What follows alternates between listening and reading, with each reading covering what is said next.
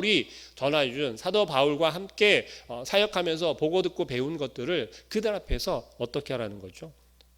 보이라는 겁니다. 그런데 이 디모데가 계속해서 자기의 약점으로 여기고 있는 게 있다라고 말씀을 드렸어요. 그건 무엇입니까? 제일 첫 번째로 여길 때는 너무 젊다라는 거예요. 너무 젊은 목회자이기 때문에 그 말에 권위가 세워져야 하는데 그것을 우려하고 있다라는 것이요. 충성된 사람들은 다른 사람들을 가르칠 수 있을 것이다라고 오늘 본문에서 이야기합니다. 자, 여러분 충성된 사람들, 충성된 사람이라고 이야기를 하니까 충성된 종에 대한 이야기가 떠오르지 않습니까? 하나님 말씀 가운데 바로 서 있고 그 말씀 가운데 나를 사로잡히게 하는 그러한 사람들, 믿음의 사람들을 이야기를 하는 것이죠. 직분자들에 대해서 앞에서는 쭉 계속해서 말씀을 드렸습니다. 그들이 바로 그 직분을 온전히 감당하고 또 그 직분대로 그 사명을 감당하려면 어찌 해야 된다라고 말했습니까? 충성되어야 한다라고 말씀을 드렸어요. 무엇에 충성되어야 한다는 거예요? 하나님 말씀에 충성되어야 한다는 겁니다. 여러분은 내가 집사가 아니기 때문에 권사나 장로가 아니기 때문에 무슨 부장이 아니기 때문에 사병이 없으니 나는 충성되지 않아도 돼? 내 신앙만 잘 지키면 된다라고 혹시 그렇게 생각하십니까? 그건 굉장히 큰 오산입니다. 잘못 생각하고 있는 거예요. 우리 한 사람 한 사람을 부르시고 우리 한 사람 한 사람을 세우셨을 때 그리스도인이 예수 그리스도의 제자 삼으시고 하나님의 백성을 삼으셨을 때는 이미 우리는 하나님 말씀에 충성되게 우리의 삶을 살아야 하는 그런 존재가 된 거예요. 각 사람 한 사람이 평신도로서 마찬가지입니다. 내가 부름을 받고 내가 하나님 말씀 가운데 세움을 받았다면 또 이끄심을 받았다면 우리는 우리가 있는 그곳에서 우리에게 맡겨진 일에 대해서 충성되어야 한다는 거예요. 그 일은 높고 낮음이 없다고 분명히 말씀을 드렸어요. 크고 작음이 없다라고 말씀을 드렸어요. 각 사람에게 합당한 만큼 우리에게 삶을 허락하여 주셨고 또 우리에게 그만큼의 믿음의 분량을 다 허락해 주셨다라는 거예요. 그래서 하나님 마음이지 우리의 마음이 아니라는 거예요. 그런데 자꾸 우리가 우리의 마음대로 판단을 하기 때문에 그릇된 생각을 하게 되는 거예요. 난 이만큼만 해도 되고 난 요것만 해도 된다. 너는 더 많이 해야지. 그게 아니라는 사실입니다. 잘하였다, 충성되게 잘하였다 칭찬받을 그러한 종은 어떤 사람이라고 말합니까? 자기의 맡겨진 일에 대해서 충성되게 사명을 감당하는 그러한 사람인 줄로 믿습니다. 교회에는 각 직분자들을 세웠습니다. 또 디모데를 통하여서 그 직분자들을 잘 가르치라고 이야기를 합니다. 그런데 그 직분자들은 마찬가지입니다. 각자에게 주어진 일들이 무엇입니까? 가르친 일들 혹은 돌보는 일들, 또 구제하는 일, 나아가는 일, 각자의 맡은 역할들이 다 있다라는 거예요. 근데 그것에 충성되어야 한다라고 분명하게 이야기하고 있는 것입니다. 그렇기 때문에 오늘 우리에게 이 복음이 전해질 수 있었다라는 사실이에요.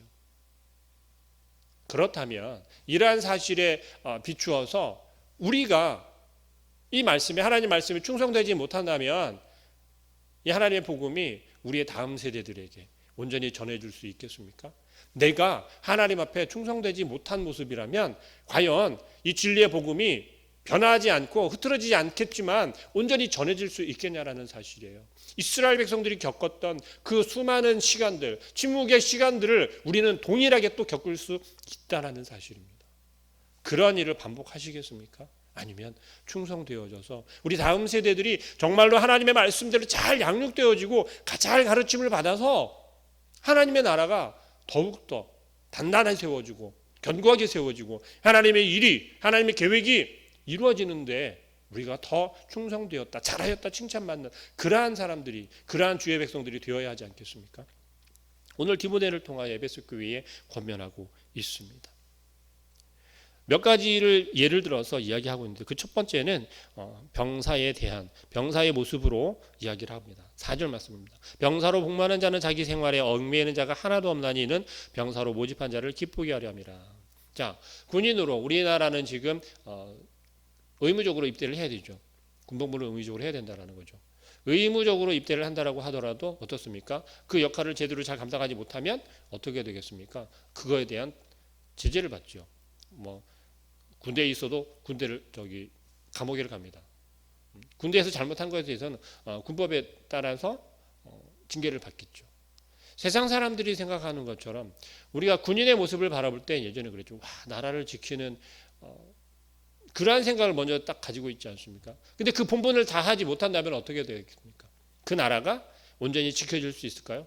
그렇지 못하게 되어진다는 거죠. 믿음의 사람들은 믿음의 군사로 서 있는 거예요. 사탄의 공격으로부터 그것을 잘 막아내야 한다는 것입니다. 우리의 본분은 바로 그것이에요. 하나님의 말씀이 그 사탄의 공격으로부터 무너지는 것을 막는 거예요. 무엇이요? 하나님의 교회가. 하나님의 교회가, 하나님 몸된 교회가 이 사탄의 공격으로부터 단단히 세워지고 지켜져야 돼요. 그런데 여기에서 한 가지 질문. 하나님이 그것을 지켜내지 못하기 때문에 우리에게 그 사명을 맡겨 주었을까요? 그렇지 않다라는 겁니다. 우리는 그 사실을 기억하셔야 돼요. 하나님께서 우리가 아니더라도 충분히 그것을 막아내실 수 있는 분이세요. 그러나 우리에게 그러한 역할을 주신 이유는, 우리를 통하여서 그 역할을 감당케 하신 이유는 무엇일까요? 나를 통하여 하나님이 영광받기를 원하시기 때문에, 나를 통하여 하나님이 기뻐하시기 원하기 때문에 그렇다라는 사실이에요. 하나님이 못하시기 때문에 그런 것이 아니라는 사실을 우리는 분명히 기억해야 합니다. 두 번째로 수고하는 농부가 곡식을 먼저 받는 것이 마땅하다라고 표현하고 있어요. 자, 여러분, 농부는 어떻습니까? 5절 말씀입니다. 경계하는 자가 법대로 경계하지 아니하면 승리자와 관을 얻지 못할 것이다라고 이야기합니다. 자, 경기에 참가하는 선수들이 그 규칙을 따르지 아니하면 어떻게 될까요? 실격당하겠죠. 또 그 규칙대로 제대로 잘 그 경기에 임하지 않는다면, 또 그 룰을 따르지 아니하고 내 멋대로 만약에 한다면, 아무리 실력이 좋아도 만약에 우승을 했다 하더라도 그것이 인정이 되어질까요? 그렇지 못하다라는 거죠. 우리가 신앙생활을 하면서 믿음의 경주를 하라고 그렇게 예수 그리스도는 우리에게 가르쳤습니다. 그건 무엇이냐면, 우리가 우리의 믿음을 더욱더 단단하게 만들고 또 하나님의 말씀대로 우리의 삶을 살아갈 때에 선한 믿음의 경주를 하라는 거예요. 이것이 치열한 다툼을 하라는 것이 아니라 하나님께서 말씀하시는 것을 우리의 삶 가운데 잘 적용시키고 그 말씀대로 살아가면서 그것이 드러나져야 되는 거예요. 무엇을 통해서요? 우리의 삶을 통해서, 저와 여러분들의 삶을 통해서 드러나야 한다는 거죠. 에베소 교회에게 절실하게 필요한 것이 바로 이런 것이었어요. 왜요? 그 하나님의 전애들은 복음을 통하여서 그들이 단단하게 믿음을 해워가는데 그들의 삶 가운데서 이것이 흐트러지게 되는 거예요. 무엇 때문에요? 거짓 가르침을 통하여서. 주변에서 그 에베소 교회를 공격하고 있고 그 복음을 따르는 믿음의 사람들, 그리스도인들을 향하여서 계속해서 공격해 들어오는 거예요. 어떻게 공격해 들어옵니까? 너는 가짜야. 그것에 부족함이 있어. 너는 더 열심히 해야 되는데 그것은 이것을 더 해야 돼. 라고 그들을 공격해 들어오는 거죠. 여러분은 하나님 없는 교회 안에서 말씀 가운데 바로 서 있으면 흐트러짐이 없게 된다는 겁니다. 우리 그것을 분명하게 기억해야 하는 것이에요. 세 번째로 농부의 비유에서 또 이야기를 합니다. 농부의 비유에서 이야기를 할 때 여러분, 열심히 기도하고 하나님 앞에 말씀 가운데 서 있고 또 예배를 열심히 드리는데도 불구하고 혹 여러분들이 바라고 기대하는 것들이 이루어지지 않습니까? 주여 어서 오시옵소서라고 우리는 부르짖고 있는데도 불구하고 주님께서는 여전히 우리를 통하여서 말씀하시는데, 우리에게 말씀하시는데 무엇라 말씀하십니까? 기다리라는 거예요. 무엇을 기다리라는 거예요? 주님의 때를 기다리라는 겁니다. 근데 우리는 자꾸만 어떤 요구를 하냐면 지금 당장이요, 지금 당장 나에게 라고 요구하고 있다라는 거예요. 그것이 가까운 것으로는 우리 자녀들의 직장이라든지 아니면은 학교라든지 등등 여러 가지도 있겠죠. 우리 각자의 기도 제목들이 있을 겁니다.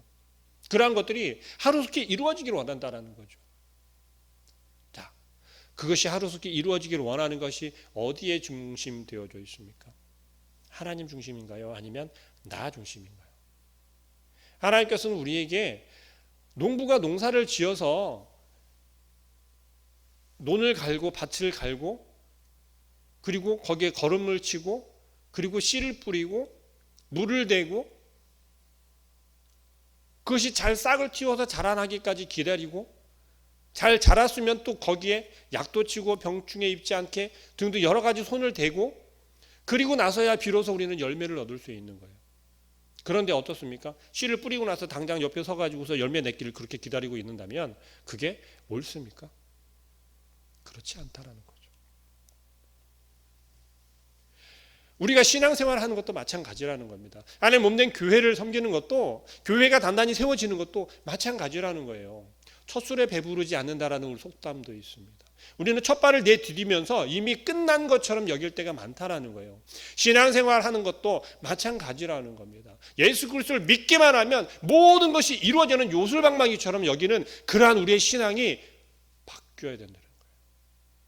그러한 잘못된 신앙들은 버려야 한다는 것입니다. 어떻게 해야 됩니까? 주님께서 말씀하시는 것처럼 인내하고 기다리라는 거죠.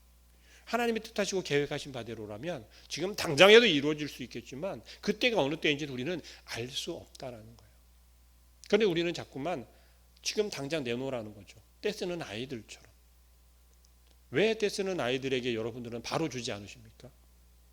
이유가 있지 않습니까? 오히려 그것이 해롭기 때문에, 오히려 그것이 아이들을 다치게 할 수 있기 때문에 그렇다라는 겁니다. 이 모든 것들이 그리스도인이 복음의 사역을 감당할 때 아주 중요한 것이다라는 것을 사도 바울은 디모데를 통하여 이야기합니다.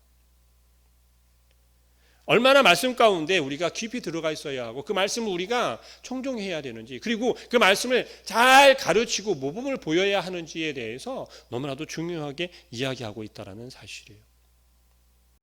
이어서 이야기하는 것은 이제 사도 바울이 그 신앙을 지키기 위해서, 믿음을 지키기 위해서 어떤 고난도, 그 받는 고난도 어떻게 해야 된다라는 거예요. 8절 이하에 이야기하고 있는데, 내가 전한 복음대로 다윗의 씨로 죽은 자 가운데 다시 살아나신 예수 그리스도를 기억하라는 겁니다.